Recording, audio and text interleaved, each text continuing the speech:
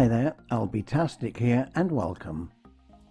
As you can see from the thumbnail, I have now installed Windows 11 on a legacy machine, the Z800, without TPM2, SecureBoot, EFI and 2 processors which definitely do not meet Microsoft's recommendations. Nevertheless, it is now installed, activated and has received all updates and is running perfectly, and I certainly like it a lot more than Windows 10. I hope to get the full video up within a week, so keep an eye out and even subscribe. Thank you very much and see you soon.